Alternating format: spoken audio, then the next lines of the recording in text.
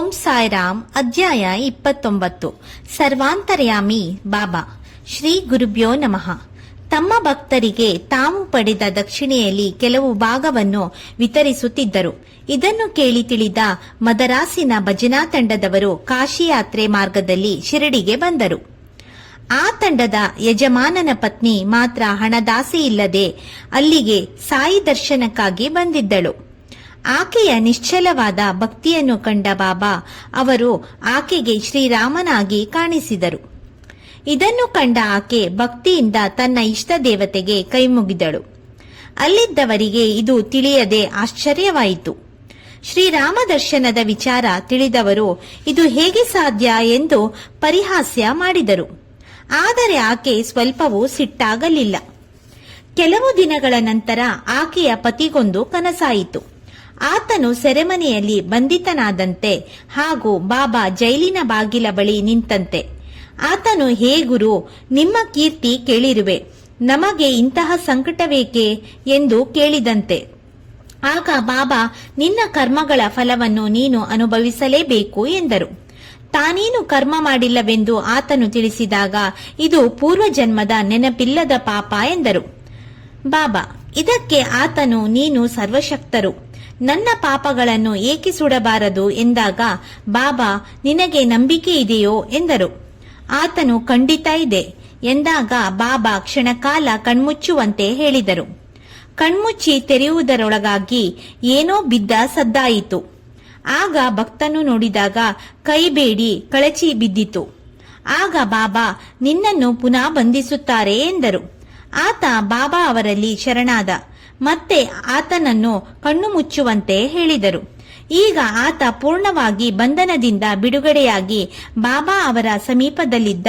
ಬಾಬಾ ಅವರಿಗೆ ನಮಸ್ಕರಿಸಿದ. ಸಾಯಿನಾಥರು, ಈಗ ನೀನು ಮಾಡಿದ ನಮಸ್ಕಾರಕ್ಕೂ ಹಿಂದೆ ಮಾಡಿದ್ದಕ್ಕೂ ವ್ಯತ್ಯಾಸವಿದೆಯೇ ಎಂದರು. ಆತನು, ಬೇಕಾದಷ್ಟು ವ್ಯತ್ಯಾಸವಿದೆ. ಅದು ಹಣದಾಸೆಯ ವಂದನೆ.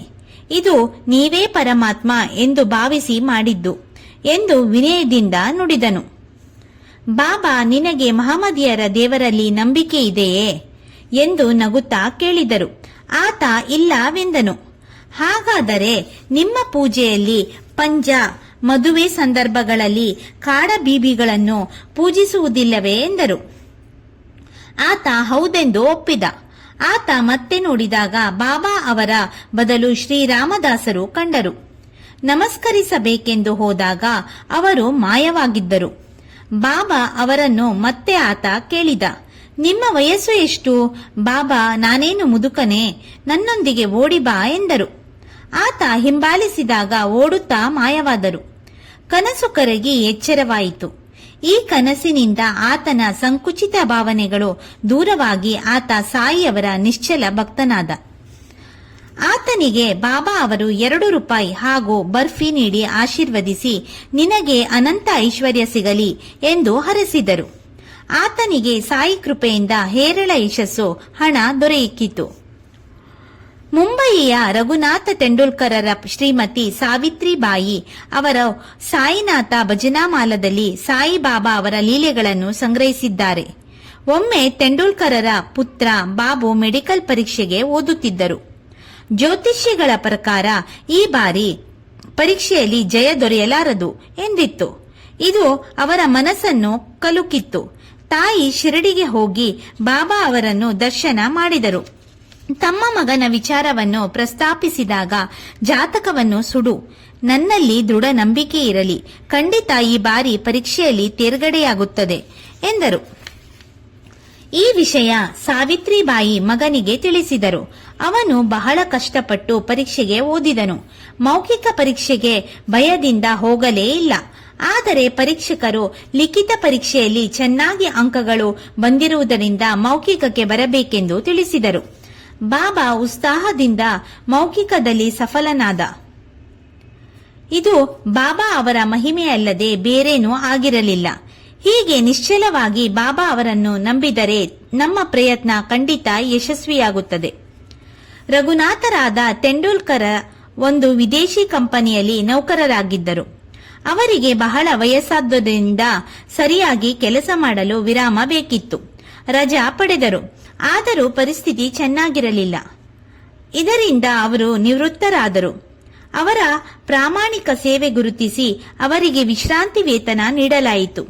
150 ರೂಪಾಯಿ ವೇತನಗಾರರಾದ ಅವರಿಗೆ 75 ರೂಪಾಯಿ ವಿಶ್ರಾಂತಿ ವೇತನ ದೊರೆಯಿತು. 75 ರೂಪಾಯಿ ವಿಶ್ರಾಂತಿ ವೇತನದಿಂದ ಸಂಸಾರ ಸಾಗುವುದು ಕಷ್ಟವಾಗಿತ್ತು. ಮುಂದೆ ಅವರಿಗೆ ಬಾಬಾ ಅವರ ಕೃಪೆಯಿಂದ 110 ರೂಪಾಯಿ ವಿಶ್ರಾಂತಿ ವೇತನ ದೊರೆಯಿತು. ಬಿಕಾನೆರಿನ್ ಕ್ಯಾಪ್ಟನ್ ಹಾಟ್ ಯವರು ಬಾಬಾ ಅವರ ಭಕ್ತರು. ಒಮ್ಮೆ ಅವರ ಕನಸಿನಲ್ಲಿ ಬಾಬಾ ಕಾಣಿಸಿಕೊಂಡು ನಿನಗೆ ನನ್ನ ನೆನಪಿದೆಯೇ ಎಂದು ಕೇಳಿದಂತಾಯಿತು. ಹಾಟೆಯವರು ಬಾಬಾ ತಾಯಿಯನ್ನು ಮರೆಯಲು ಸಾಧ್ಯವೇ ಎಂದು ಕೇಳಿ ಸಾಯಿಯವರ ಪಾದಗಳಿಗೆ ನಮಿಸಿದರು. ತೋಟಕ್ಕೆ ಹೋಗಿ ತರಕಾರಿ ತಂದು ಅಡುಗೆ ಸಿದ್ಧಪಡಿಸಲು ತಯಾರಾದಂತೆ ಅನಿಸಿತು. ಅಷ್ಟರಲ್ಲಿ ಎಚ್ಚರವಾಯಿತು. ಅವರು ನಿಜವಾಗಿ ತರಕಾರಿ ತೆಗೆದುಕೊಂಡು ಶಿರಡಿಗೆ ಕಳುಹಿಸಲು ನಿರ್ಧರಿಸಿದರು. ಸ್ವಲ್ಪ ಸಮಯದ ನಂತರ ಗ್ವಾಲಿಯರ್ಗೆ ಅವರು ಹೋಗುವ ಸಂದರ್ಭ ಒದಗಿತು. ಅಲ್ಲಿಂದ ಶಿರಡಿ ಯಾತ್ರಿಕರೊಬ್ಬರಿಗೆ 12 ರೂಪಾಯಿ ನೀಡಿ 2 ರೂಪಾಯಿ ತರಕಾರಿ ಕೊಂಡು ಉಳಿದ 10 ರೂಪಾಯಿಗಳನ್ನು ಬಾಬಾ ಅವರಿಗೆ ದಕ್ಷಿಣೆ ನೀಡುವಂತೆ ಮನವಿ ಮಾಡಿಕೊಂಡರು. ಹಾಟೆಯವರು ಗೆಳೆಯರು ಶಿರಡಿ ತಲುಪಿ ತರಕಾರಿ ಕೊಂಡರು. ಆದರೆ ಹುರುಳಿಕಾಯಿ ಸಿಗಲಿಲ್ಲ. ಒಬ್ಬ ತರಕಾರಿ ಮಾರುವ ಹೆಂಗಸಿನ ಬಳಿ ಕಡಲೆಕಾಯಿ, ಹುರುಳಿಕಾಯಿ ಕೊಂಡ ಅವರು ಈ ತರಕಾರಿಗಳನ್ನು ಬಾಬಾ ಅವರ ನೈವೇದ್ಯಕ್ಕೆ ಅರ್ಪಿಸಿದರು. ಆ ದಿನ ಬಾಬಾ ಕೇವಲ ಹುರುಳಿಕಾಯಿ ಪಲ್ಯವನ್ನ ತಿನ್ನುತ್ತಾ ಇದ್ದುದನ್ನು ನೋಡಿ ಇತರರಿಗೆ ಅಚ್ಚರಿಯಾಯಿತು. ಇದನ್ನು ಕೇಳಿ ತಿಳಿದ ಹಾಟೆ ಸಂತೋಷಪಟ್ಟರು. ಇನ್ನೊಮ್ಮೆ ಹಾಟೆಯವರಿಗೆ ಸಾಯಿಬಾಬಾ ಅವರು ಸ್ಪರ್ಶಿಸಿದ 1 ರೂಪಾಯಿ ಪಡೆಯಬೇಕೆಂಬ ಅಪೇಕ್ಷೆಯಾಯಿತು. ಮಿತ್ರರೊಡನೆ 1 ರೂಪಾಯಿ ಕೊಟ್ಟು ಶಿರಡಿಗೆ ಕಳುಹಿಸಿದರು. ಬಾಬಾ ಅವರು 6 ರೂಪಾಯಿ ನಾಣ್ಯವನ್ನು ಊದಿಯೊಡನೆ ನೀಡಿದರು. ಹೀಗೆ ಬಾಬಾ ಅವರ ಪವಿತ್ರ ಸ್ಪರ್ಶದ ನಾಣ್ಯವನ್ನು ಪಡೆದು ಹಾಟೆಯವರು ಪೂಜಿಸತೊಡಗಿದರು. ವಾಮನ ನಾರ್ವೇಕರ್ ಎಂಬುವವರು ಬಾಬಾ ಭಕ್ತರು. ಅವರೊಮ್ಮೆ ರಾಮಕಂಠಿ ವರಹವನ್ನು ಬಾಬಾ ಕೈಗಿತ್ತು ಅದನ್ನು ಪಡೆಯಲು ಹಾತೊರೆದರು. ಬಾಬಾ ಅದನ್ನು ಸುಮ್ಮನೆ ಜೇಬಿಗೆ ಹಾಕಿಕೊಂಡು 25 ರೂಪಾಯಿ ಕೊಟ್ಟರೆ ಕೊಡುತ್ತೇನೆ ಎಂದರು. ಆಗ ಅವರು 25 ರೂಪಾಯಿ ನೀಡಿದರು. ಬಾಬಾ ಇದರ ಬೆಲೆ ಇದಕ್ಕಿಂತ ಜಾಸ್ತಿ, ನೀನಿದನ್ನು ಪೂಜಿಸು ಎಂದು ಶ್ಯಾಮ್ ಅವರಿಗೆ ನೀಡಿದರು. ಯಾರಿಗೆ ಇದನ್ನು ಪಡೆಯುವ ಅರ್ಹತೆ ಇದೆ ಎಂಬುದು ಬಾಬಾ ಅವರಿಗೆ ಮಾತ್ರ ತಿಳಿದಿತ್ತು. ಈ ಬಗ್ಗೆ ಅವರನ್ನು ಪ್ರಶ್ನಿಸುವ ಧೈರ್ಯ ಯಾರಿಗೂ ಇರಲಿಲ್ಲ. ಎಂಬಲ್ಲಿಗೆ ಶ್ರೀ ಸಾಯಿ ಸಚ್ಚರಿತ್ರೆಯ 29ನೇ ಅಧ್ಯಾಯವು ಸಂಪೂರ್ಣವಾಯಿತು. ಓಂ ಶ್ರೀ ಸಾಯಿನಾಥಾಯ ನಮಃ.